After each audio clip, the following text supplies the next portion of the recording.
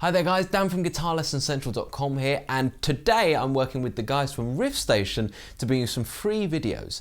Now in this lesson we're going to look at how to play like David Gilmour, and there's some very signature sounds that we're going to start using. So I'm going to show you a lick and I'm going to give you a few ideas as to how to get started technique wise on the road to playing like Mr. Gilmour. But it is just meant as a starting block, so absorb as much as you can and then take it on from there. So let's have a look at that lick first.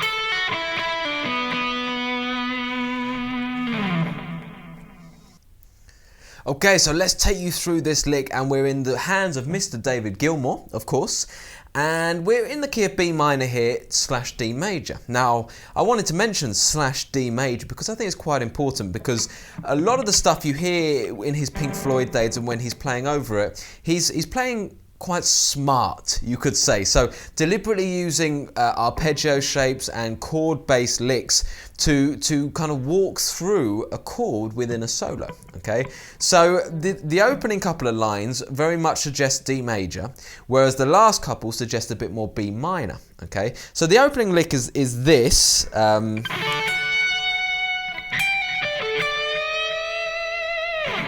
what's happening is, at first I'm taking a D major chord like that, okay, and just taking the top third, fifth and root note and raking through them, and that's a little arpeggio, isn't it? But I'm just very much raking them for the moment, and then grabbing the major third on the top of the chord, or the top of the arpeggio, you could say.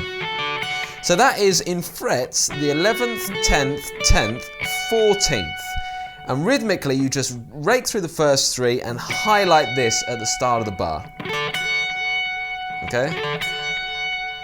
You're going to really hold that, do as much vibrato as you can for a little finger.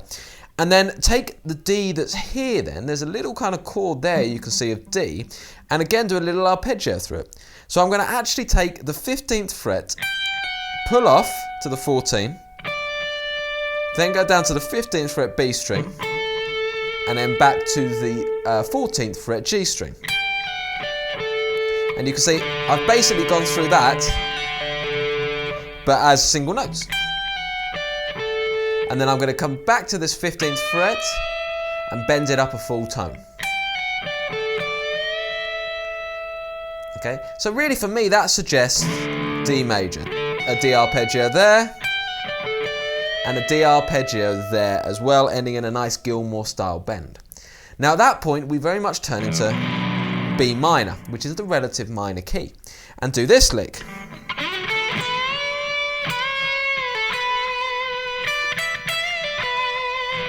Now, a very cool little lick, if you don't mind me saying, and I'm actually kind of thinking pentatonics a little bit more now, so I'm sliding from my shape 1, 9th frets, into the 11th fret, into shape 2, shape 2 again, and I'm going to grab this note on the 12th fret and bend it up a tone and a half, which takes me, that's a tone and a half. Just about. You got to really kind of learn how to pitch these bends. Sometimes it's better than others.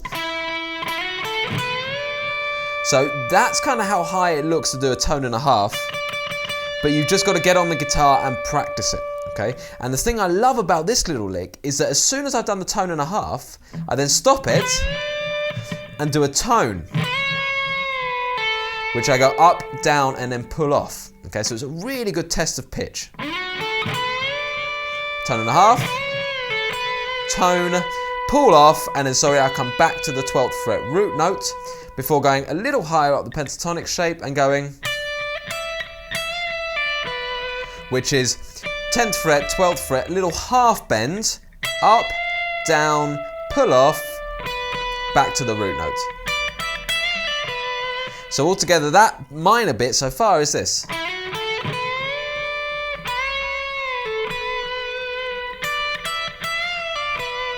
And then I'm just going to finish the lick by coming down to shape 1 and doing a quick little pull off that's going from the 10th fret to the 7th fret. Down the pentatonic shape, pick that again and pull off, and then hit the root note. Very flowing lines. So all together you've got the D major bits,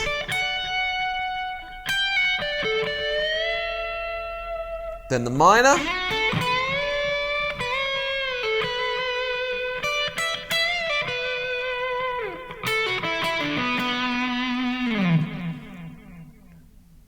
now, to tackle David Gilmour's style, like I suggested there, I do feel like you need to know your arpeggios, okay? So in the worksheet, what I've provided is the minor, a little kind of three-string minor arpeggio sequence that will help you kind of get started with just some ways to go through.